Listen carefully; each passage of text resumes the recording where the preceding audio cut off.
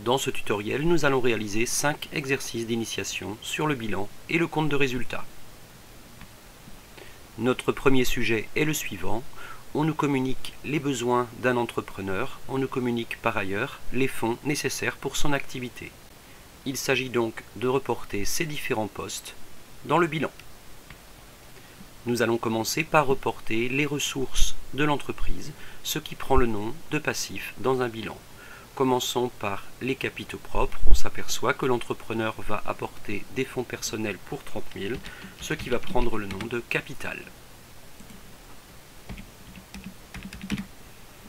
L'entrepreneur va emprunter des fonds sur sa banque. Ce sera donc des dettes pour un montant de 16 000. Enfin, les fournisseurs vont lui accorder un crédit à hauteur de 10 000. Ceci constitue également une ressource pour l'entreprise. Le total des ressources est donc de, en faisant la somme, 56 000 euros. Actif égale passif, nous allons donc maintenant utiliser les 56 000 euros. Ce sont des emplois, soit l'actif du bilan.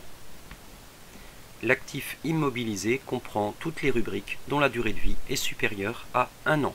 Commençons par l'agencement du local pour un montant de 30 000, puis le matériel de bureau et informatique pour un montant de 8 000 euros. Le stock initial fait partie de l'actif circulant pour un montant de 10 000.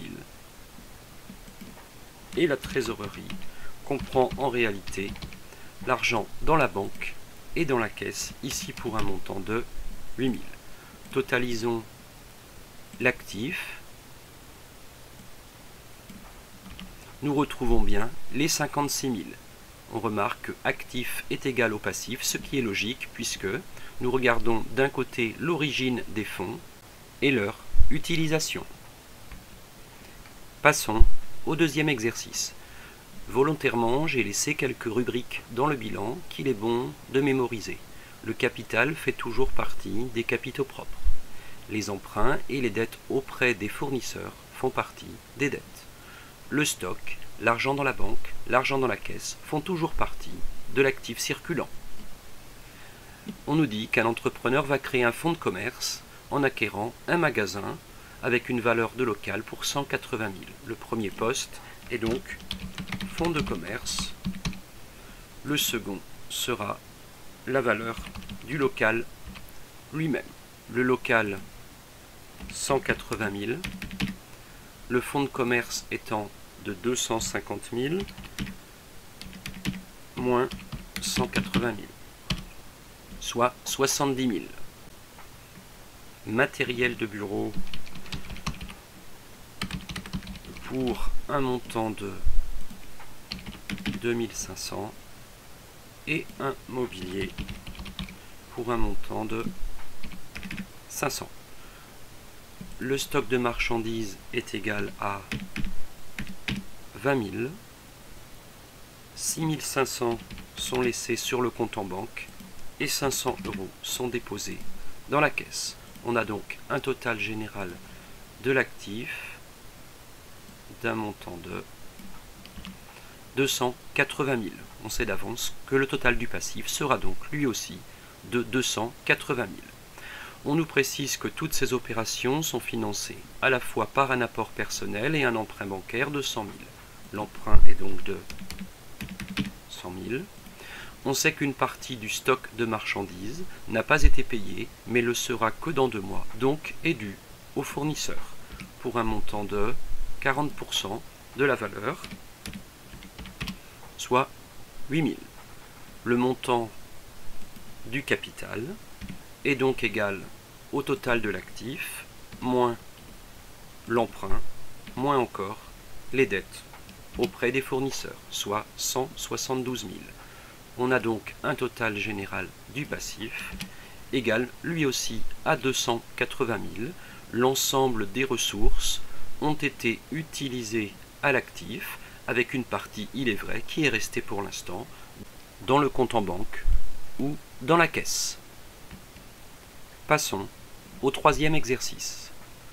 On nous communique le montant de l'apport personnel, c'est donc le capital, la première des ressources, pour un montant de 50 000. On sait qu'il est fait un prêt bancaire, de façon, on nous dit, à garder 5 000 € dans le compte en banque. Je vais déjà porter les 5 000 € dans la banque. Rachat du fonds de commerce pour 30 000. Le fonds de commerce fait partie des actifs immobilisés, durée de vie supérieure à une année, pour un montant de 30 000.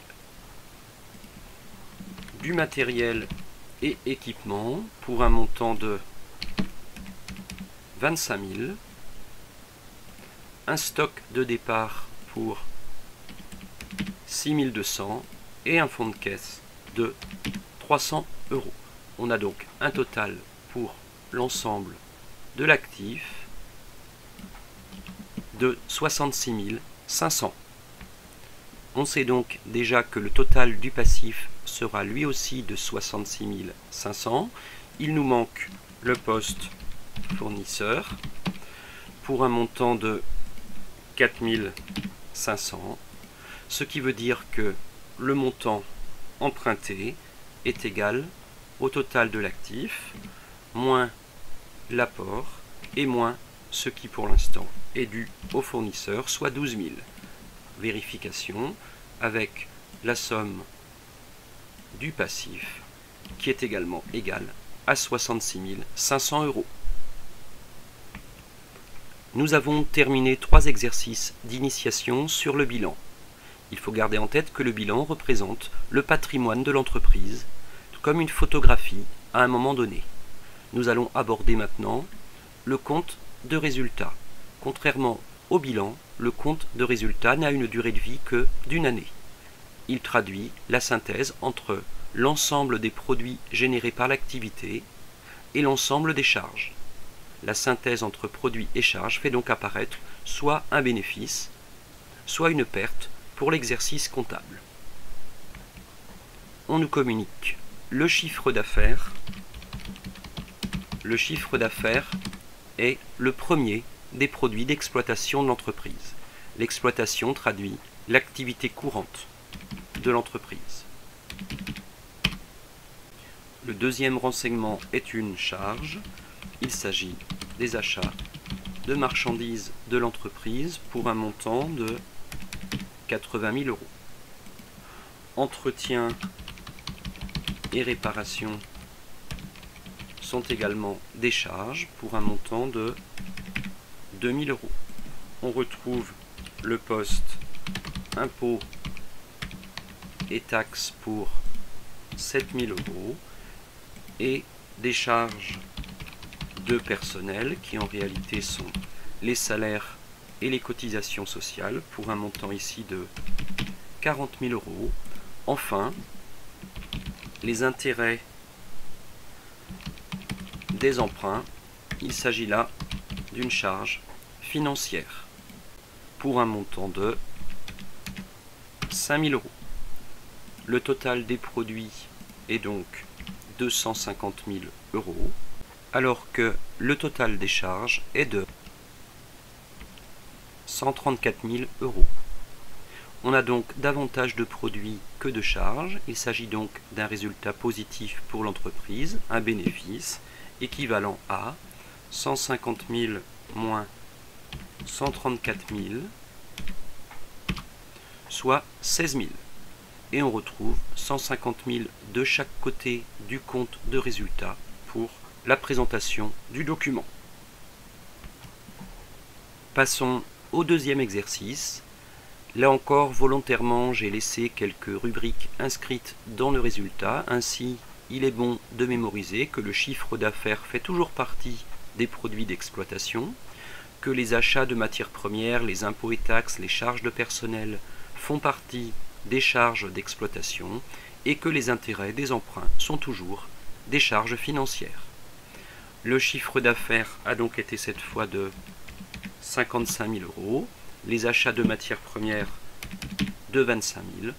On constate d'autres charges externes payées à divers fournisseurs pour un montant de 12 000. Nos impôts et taxes sont de 3 000. Les charges de personnel de 19 000. Et le montant des intérêts des emprunts est de 2 000.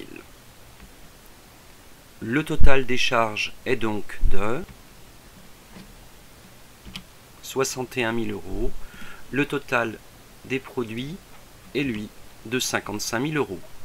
Il y a cette fois davantage de charges que de produits. L'entreprise a donc réalisé une perte égale à 61 000 moins 55 000, soit 6 000 €.